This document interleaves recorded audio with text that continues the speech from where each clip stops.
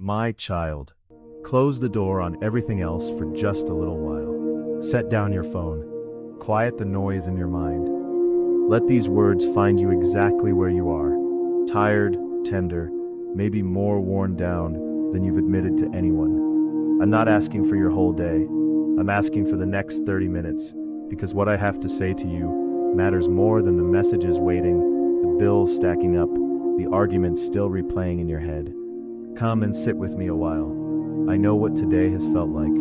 I know what this whole season has felt like. The mornings you woke up already tired, the nights you stared at the ceiling, doing math that never worked out, the smile you wore in front of people while something inside you was quietly cracking. You have been carrying so much and carrying most of it alone, even in a room full of people who love you. I see the version you don't show anyone, the one who wonders if things will ever ease up.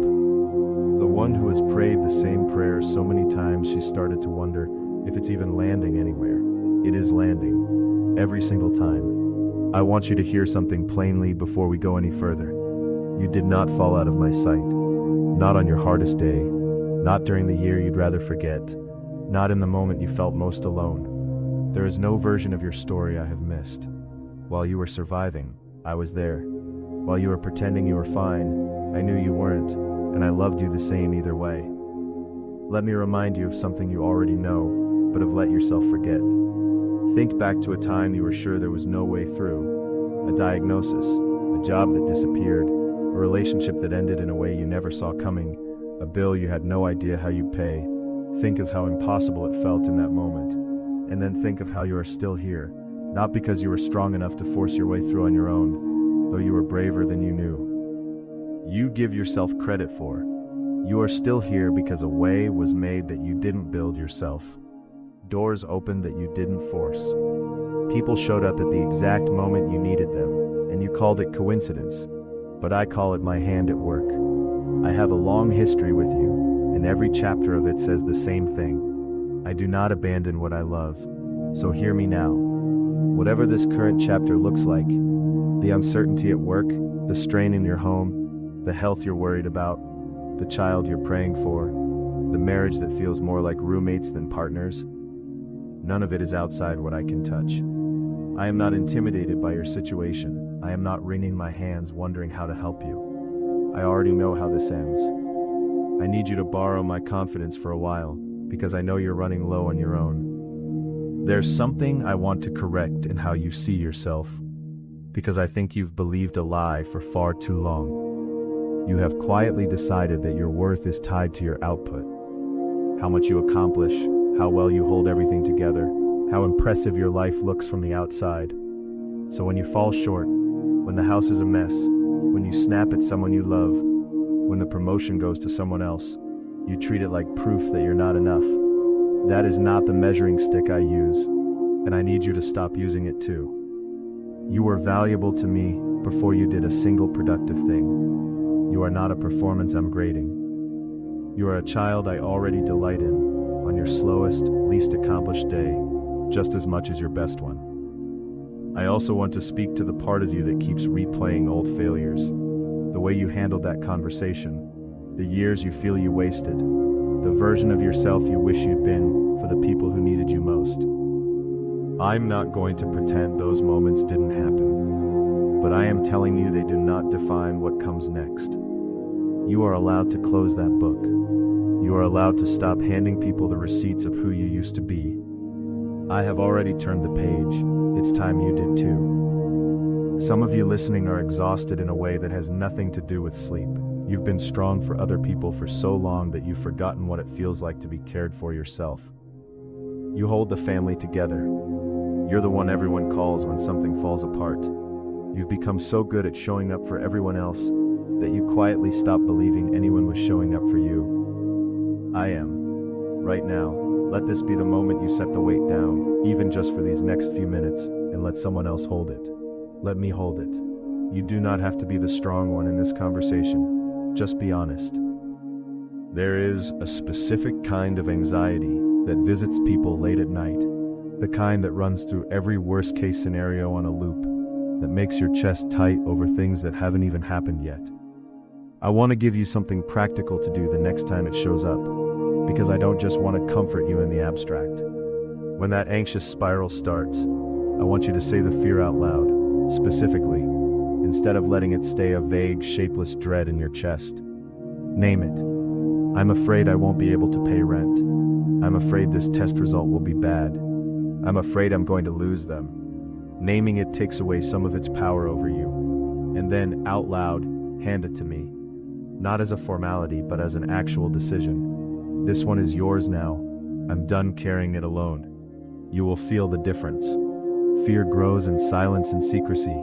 It shrinks the moment you speak it and release it. I want to talk to you about gratitude for a moment. Obligation, but as a genuine tool for your own healing. When you are in pain, gratitude can feel dishonest, like you're being asked to pretend everything is fine when it isn't. That is not what I'm asking. I'm asking you to notice, even inside the hard season, what is still good. The friend who checked on you this week. The body that got you out of bed even when it didn't want to. The roof over your head, however modest. The fact that you are still capable of love, even after everything that's tried to harden you. Gratitude doesn't deny your pain. It just refuses to let the pain be the only thing that's true. Try this today. Name 3 specific things, out loud, that you're grateful for, even if they feel small. Watch what it does to the weight in your chest. I know some of you are worried about money in a way that keeps you up at night. I'm not going to tell you that struggle is a punishment, because it isn't.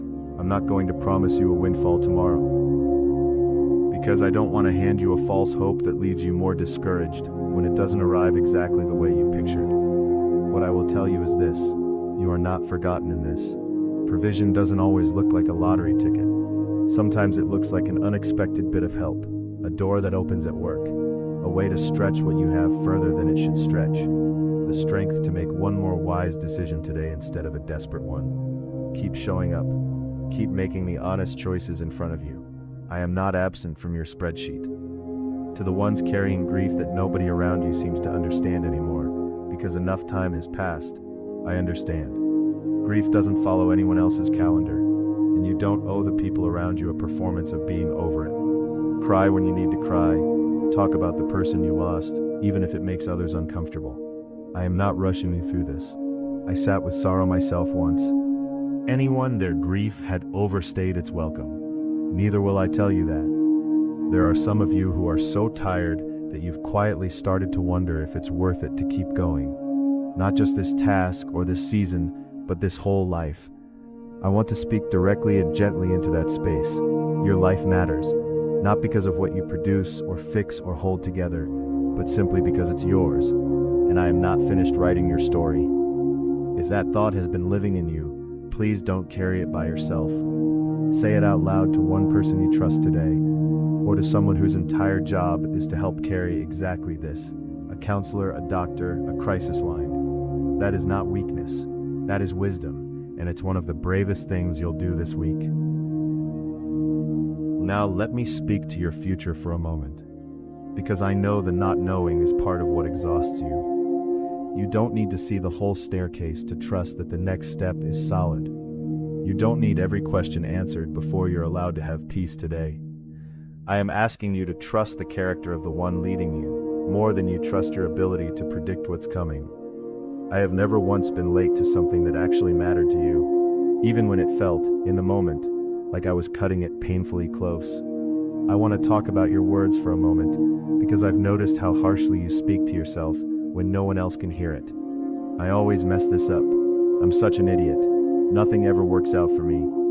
You would never let anyone else speak to someone you love the way you speak to yourself in the mirror. I'm asking you to start noticing it and start interrupting it. Not with empty positivity, but with truth.